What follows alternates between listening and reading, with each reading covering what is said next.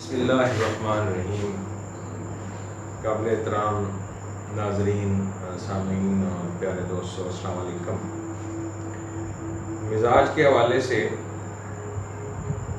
آج آپ کی خدمت میں یہ چوتھی ویڈیو پیش کر رہا ہوں، اور ظاہر ہے ہم تین مزاج جو ہیں عضلاتی، مخاطی اور حدی، ان کی بات کر چکے ہیں۔ آج ہم جو چوتھا مزاج ہے اس کی بات کریں گے، اور وہ ہے اعصابی مزاج، یا جس کو ہم تر مزاج کہتے ہیں، اور طب یونانی اس کو بلغمی مزاج کہتے ہیں۔ اب اگر اس مزاج کی ہم خصوصیات کے اوپر بات کریں،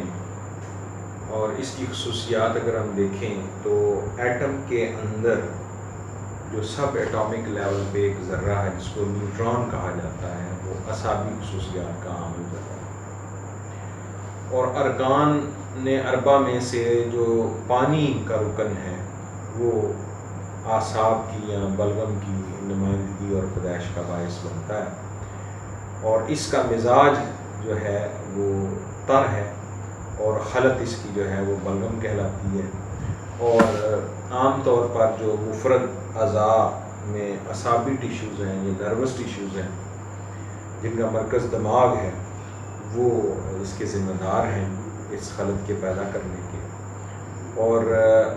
روح نفسانی جو ہے، جس کا تعلق عام طور پر سوچ سمجھ فہم و ادراک کے ساتھ ہے، وہ اس کے ساتھ وابستہ ہوتی ہے، اور اسی کے ساتھ قوت نفسانی بھی وابستہ ہوتی ہے۔ اس کے علاوہ ظاہر ہے کہ جب اگر آپ کے جسم میں اعصابی اعضاء جو ہیں یا اعصابی ٹیشو جو ہیں وہ زیادہ تحریکی حالت میں ہوں گے، تو آپ کے جسم میں بلغم یا تری جو ہے وہ زیادہ پائی جائے گی، اور اس بلغم اور تری کا جو مزاج یا وہ اگر آپ اس کی پی ایچ چیک کریں گے تو وہ کھاری ہوگی یا الکلائن۔ عام طور پر ایسی اشیاء کا جو بلغی مزاج کی ہوتی ہیں ان کا ذائقہ بھی کھاری ہوتا ہے، اور اگر ایسے افراد دیکھیں گے جن میں یہ بلغی مزاج ہو تو وہ عام طور پر نرم دل ہوتے ہیں، اور ان میں جو ہے ان کے جو اگر شکل و صورت دیکھیں تو بڑا نرم و نازک سا ان کا جسم محسوس ہوتا ہے، ملائم سا، اور نئے نقش تیکھے ہو سکتے ہیں لیکن ملائم ہو سکتے ہیں، اور قد عام طور پر ان کا 5 فٹ یا 5 فٹ کے قریب ہوتا ہے۔ ایسے لوگ جو ہیں وہ بھی باتوں کو بھول جاتے ہیں، اور وفا کا عنصر ان میں کم ہوتا ہے، یعنی بے وفائی زیادہ ہوتی ہے۔ ان کے چہرے کا رنگ جو ہوتا ہے وہ عام طور پر پھیکا ہوتا ہے یا سفید ہوتا ہے، اور ایسے لوگوں میں ہیرا پھیری کے معاملات میں زیادہ ملوث پائے جاتے ہیں، اس لیے چوری ٹائپ قسم کی ان کی عادتیں ہو سکتی ہیں۔ اب یہ جو میں خسائل کی بات کرتا ہوں کہ فلاں ڈاکو ہو سکتا ہے یا فلاں ظالم ہو سکتا ہے، ہیرا پھیری کر سکتا ہے یا ساکو ہو سکتا ہے، تو یہ تجربات کی بنیاد پر ہوتے ہیں، لیکن بعض انسانوں کی اخلاقی حالت اتنی اچھی ہوتی ہے کہ وہ اپنی جبر اور اپنے اختیار کی وجہ سے اپنے اندر بری عادتیں پیدا نہیں ہونے دیتے یا ان کو حاوی نہیں ہونے دیتے۔ لہٰذا ضروری نہیں ہے میں نیگیٹو چیزیں بعض کا آپ کے ساتھ ڈسکس کرتا ہوں، اس کو پازیٹیو چیزیں بھی بتا رہا ہوں۔ تو بہرحال ان کی اگر آپ آواز دیکھیں گے تو ایسے لوگوں کی آواز باریک اور ملائم سی زنانہ قسم کی آواز ہوتی ہے،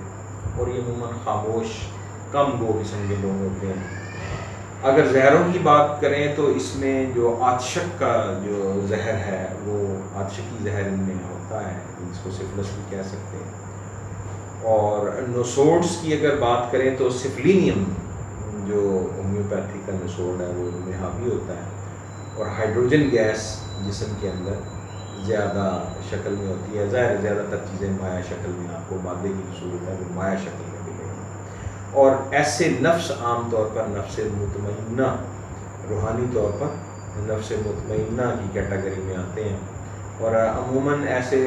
لوگ جو ہیں یا ایسے لوگوں کا جو مزاج ہے وہ بہار میں ڈیولپ ہوتا ہے. اور اگر ان کا قارورہ دیکھیں گے تو قارورہ ان کا وافر میں یعنی پیشاب چھوٹا جو ہے وافر مقدار میں آتا ہے, سفید ہوتا ہے, کھل کر آتا ہے, زیادہ دفعہ بھی آ سکتا ہے.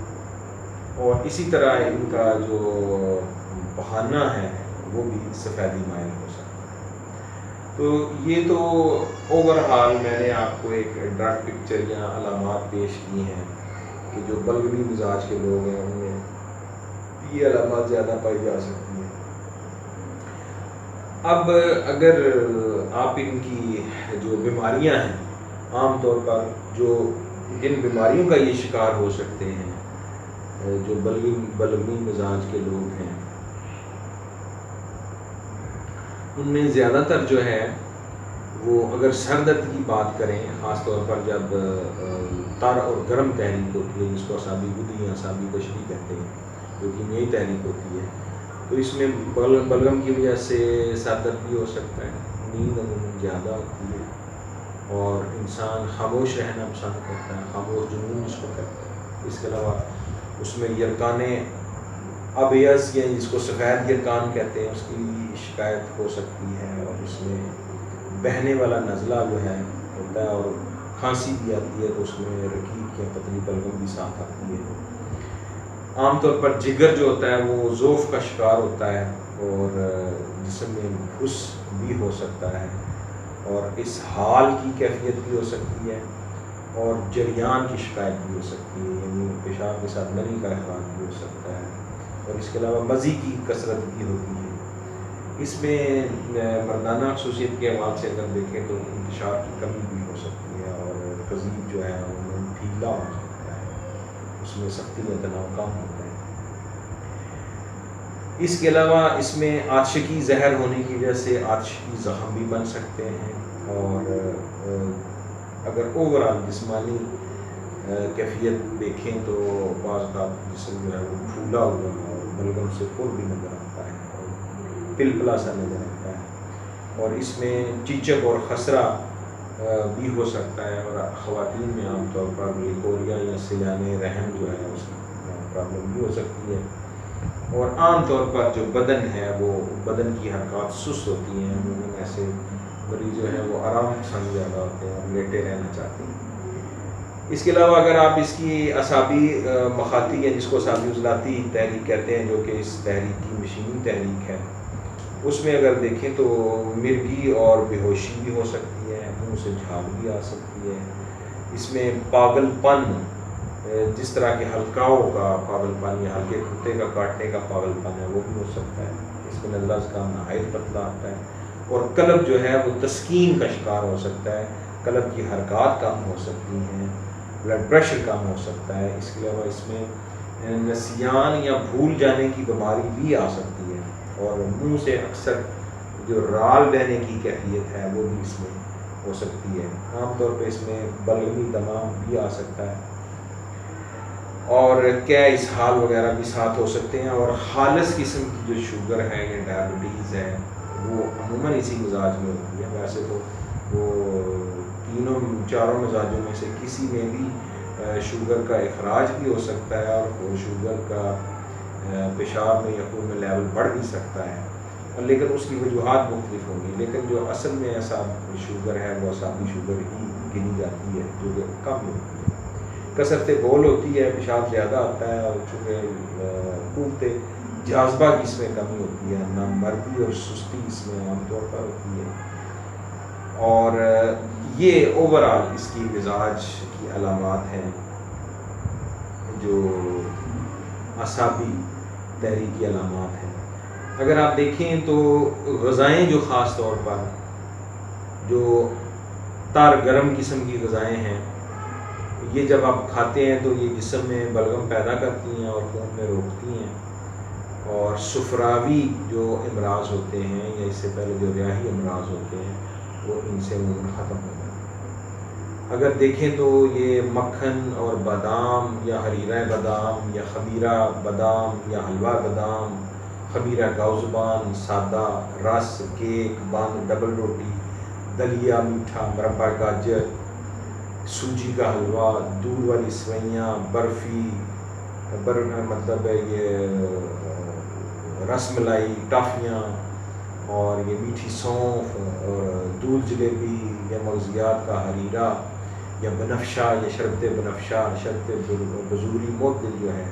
یا کیفہ بنفشہ جو ہے، یہ عموماً اعصابی کشری مزاج میں ہوتے ہیں۔ اس کے علاوہ اگر آپ کدو، ٹینڈے،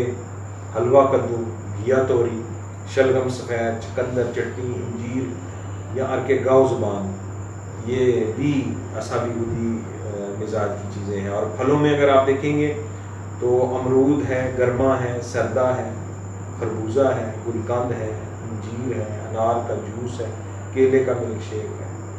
یہ زیرہ سفید اور مغز بادام کی سردائی ہے، کسٹرڈ ہے، فرنی ہے، یہ ساری چیزیں جو ہیں یہ اعصابی کشری ہیں۔ اور اس کے ساتھ ہی جو یعنی اعصابی تحریک کی جو آگے مشینی تحریک ہے، وہ اس کو اعصابی مخاطی، یا جناب صابر صاحب اس کو اعصابی عضلاتی کہتے ہیں۔